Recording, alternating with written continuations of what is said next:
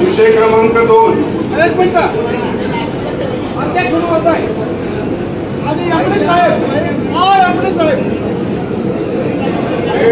11 वाजेपासून लोकांचा आरोप आहे. 11 वाजेपासून लोक आले त्याच्यामध्ये 5 रुपयाचा त्याच्यामध्ये एक हे होतं पंडित दीनदयाल पतसंस्था हिंगोलीची 4000 सभासद आहे. 15 रुपयामध्ये जीएसटी सह दिलेली आहे. राणी लक्ष्मी पतसंस्था हिंगोलीची 4,500 सभासद आहे. तर जनरल मिटिंगला एवढं देत आहे आणि चेअरमन साहेब सांगता की आमची तगडी बँक आहे. आशिया खंडामध्ये आमच्या न्यायाधी खजान्याच्या बायका आहे ना त्यांचं धुडकं तरी तुमच्या फडकवचं लाखो रुपयाचे शेअर आमच्या प्रतिनिधीचे त्यांची ही आवड अरे लाल वाटतं हो या मिटिंगला यायला. आशिया खंडात पहिली 2 नंबरची बँक आपण संचालक आहे तू संघाचे काय व्यवस्थित केलंय तुम्ही हे माझी सूचना आहे. या पुढच्या अंमलात आणावी हे विनंती करतो. किती खर्च झाला तर चालेल? हो बिलकुल.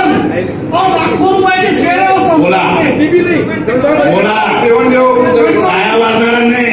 बँक संकटात टाकायची का 1000 रुपयाचं गिफ्ट द्यायचं का? अरे गिफ्ट नाही हो. ही बँक ठेवीदारांच्या भरोशावर चालते. 16 रुपयाची तुमचं बोलणं ऐकून घेतलं बसा. एकाला 1 मिनिट देणार नाही. तुमचं बोलणं संपून घेणं ऐकून घेतलं. ही बँक तुमची ठेव किती बँकेत थांबावा.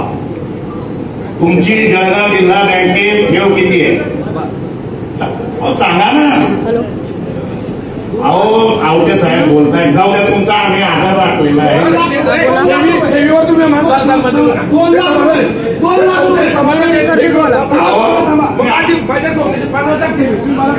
हे बोलताय ना हे बोलताय. तुम्ही खाली बसा.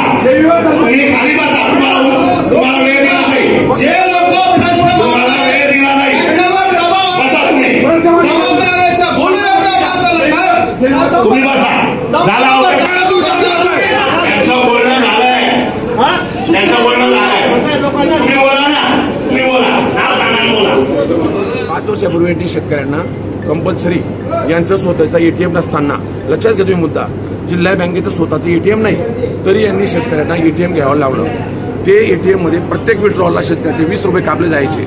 जर एखाद्या शेतकऱ्याचं 3 लाख रुपये कर्ज असेल सर 10,000 प्रमाणे 30 विड्रॉल व्हायचे आणि 600 रुपये त्याचे कापले जायचे. म्हणजे 250 रुपयाचे एटीएम आणि 600 रुपये आणि असे म्हणजे प्रत्येक वर्षी त्याचे 600 रुपये ते कापलेच गेले आणि 5 वर्षानंतर त्या एटीएमची मुदत संपली. जर त्याचं मध्ये हरवलं असतं तर यांनी पैसे घेतले असतं त्याला माझा विरोध नाही.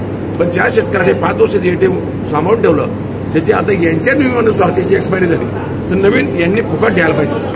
राष्ट्रीयकृत बँका नवीन मुदत संपलेल्या एटीएमचे पैसे घेत नाही आणि हे त्यांना लेखी दिल्यावर सुद्धा त्यांनी प्रॉपर उत्तर दिलेलं नाही.